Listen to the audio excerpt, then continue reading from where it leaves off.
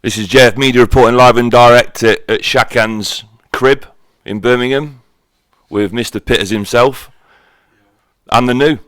How you doing? All good, man. Everything's all good. All good. Can't complain.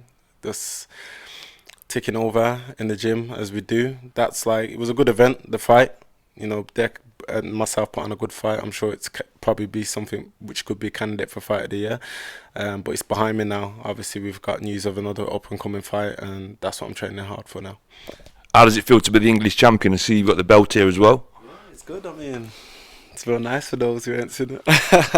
It's a good bout. I mean, for me, it didn't really sink in as much. I mean, obviously, of course, it's a massive achievement. No hiding as an amateur. I didn't win the novices or anything as the amateur because, I know part of it was myself not taking it as serious, but I didn't win the novices or any of the ABA. So for me to now win the English title as a professional and be champion of my country, it's a great feeling.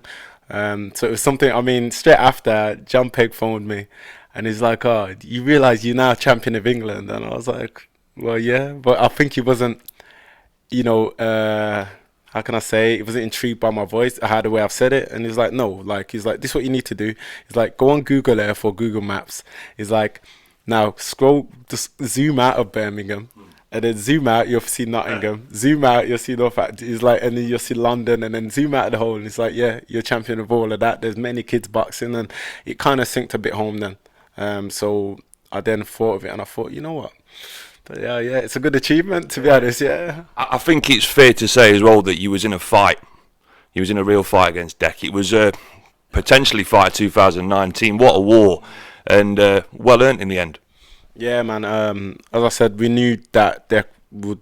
He's a strong forward, come forward fighter. We knew he was going to keep bringing it. He's obviously. It's not just himself. He's generally fighting for now. He's fighting for a good cause and a good. He's got a good story. We all know his story, so we understand his mental strength, and he's got a good team behind him in Carl Greaves. So we knew, like I said, he's fighting for so many things. This guy's gonna come very strong. We had a very serious camp, and like I said, we was out in Dubai, training out there at the Road Boxing Only gym. And as I said, we had many tough spars, many tough sessions, and it was just great to be training 3 times a day. I seen a YouTube video very recently. Eddie Hearn in a car in America, and he mentioned British title fight. Craig Richards, Shakan Pitters. 19th of December. I take it you've seen that as well? Yeah, I've heard of it. I've heard of him, come across it myself. So yeah, I've heard that he said that. It's something which we've been preparing for in the gym anyway. We knew, like I said, winning the English title was great. We've won that, put it to a side of us. But we knew that eventually we'll get this opportunity for the British. And like I said, it's one that we're going to take. It's a fight that we believe we're definitely going to win. Craig's a good fighter. I'm not saying he ain't a good fighter. He's a really good fighter. He's got to where he is, from his hard work and that, and obviously his talent shown or whatever. But I just believe I'll beat him. I just believe I'll do everything better. But we'll see on the night. Like I said, we're going to train very hard, and I know my hardest. I'm very tough to beat, and like I said, we're going in that fight to win. There's no choice but to win on that night, which we will. In terms of Craig Richards as a boxer and a champion, what do you believe his strengths are and what do you believe his weaknesses are? And how do you think you can overcome them? He's good. One thing about me, I'm very good at adjusting to any fighter in front of me. How I box Deck Spellman may not be and probably won't be the same how I fight Craig Richards. If you look for all my fights or whatever, I've always boxed differently. I've got many skills to my game. Like I said, Craig's a good fighter. He does things good. Obviously, anyone who's got 2 hands, he can throw a punch or whatever. He's doing what he can do. He's rangy. And when I watched him against, Jake Bull, I think I caught up on that. He come out very aggressive. So, he's probably got a little bit of strength to him and things like that. But it's nothing that I'm not used to. I spar heavyweights. I spar people heavier than me, and I hold my own. And with anyone my weight, I do find generally easier as coming down to the light heavyweight category. I just find it a lot easier with my size and my presence. But as I say, I know what I do well. I box to my strengths. It's not nothing where I'm looking at Craig or any other boxing to see what they do to their strengths. I know what I can do to my strengths and how adaptable I can be in the ring. So that's what I use on the night to defeat any opponent. So 14 fights, 14 wins. Did you 13 even? So you're almost right there. Did you believe that you would be at this position a couple of years ago when you looked at your record and you looked at your abilities and where you were at in your career at the time? Yeah, 100%, because I know what I'm fighting for. I know what it means to me. I know what boxing can bring. I know the opportunities it can bring to my, to my loved ones, my family, and what it could do for my life as well. So it's something where, as I said, as an amateur, I didn't really give it as much time and attention as I wish I did. But as a pro, there's no going back. This is what my daughter's gonna grow up to, and she's gonna see her dad's record under. It's just there in cement on the box rec. So I'm gonna give it my all in everything, and like I said, it's more my pride in keeping my undefeated record as well. I know many people say, oh, it doesn't matter so and so, but I want to keep my undefeated record. I want to go undefeated my whole career, and if it means putting my body through hell to have easier fights, then that's what I'm prepared to do. Like I said, at Eastside we've got a great team. And like I said, even the boxers themselves, we're all hungry at Eastside. So it's something where we all put in that work effort in order to be at the top. None of us at Eastside are doing it for fun. We're all doing it to get places in the boxing, and we all are. A lot. There's many champions in there, even from the amateurs. So yeah, it's great. It's good to be in a thriving gym.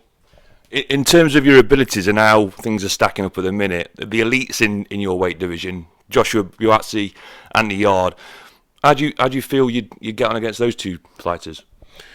Like I said, I can't look past anything but December right now. I can't think of any other fighters. Like I said, I get many rounds in with Buatsi. He's a great guy outside the ring and inside the ring. There's, we both learn and inspiring. I'm sure he's, any smart fighter would learn with any sparring partner or whatever. You work on things. So that's why I say we both learn in sparring, and we get many rounds in, me and Buatsi. So he's a great guy. I've got nothing. And like I said, where he is now in his position, I'm happy for him. He deserves that.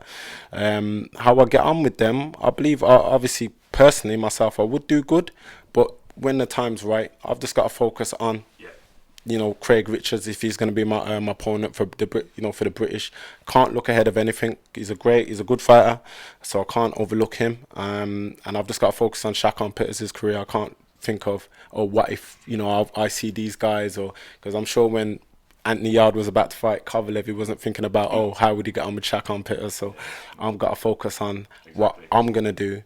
December 19th, when that comes, and that's all I can do. Sensible answer. Yeah, when the time comes, and if any of them do end up being my next opponents, we can have that conversation, and you'd 100% know. I could tell you my opinion on how I get on, but until then, December 19th, my main focus, got to focus on that opponent, because this opponent is someone who can obviously get me to that level to, like I said, you win the bout, but get me to that level to face his opponent, or get me at a level where I'm in the same position or whatever it may be. So the main aim, obviously, to get through this December 19th, then we could obviously 100% have that conversation. So it's just a case of the minute of waiting for that phone call to come in then? What, with the next fight? We're more. I think it's pretty much set in stone. I mean, the boxing board have ordered it. It was I was a mandatory, and he was a mandatory. So it's something where the boxing board's ordered it. So if they've ordered it, I'm sure he's not going to sidestep. I'm not going to sidestep, because that's an opportunity. No one turns down a British. And like I said, it's a very winnable fight, which I believe I will win anyway.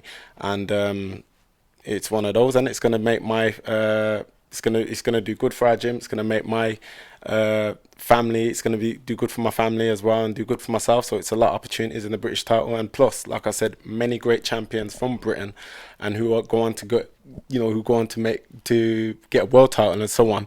They win the British, so that's the one I want, and it's a nice belt. It'll complement my skin as well. So it's going to be a nice way to cap off the year for you as well. Yeah, no, definitely.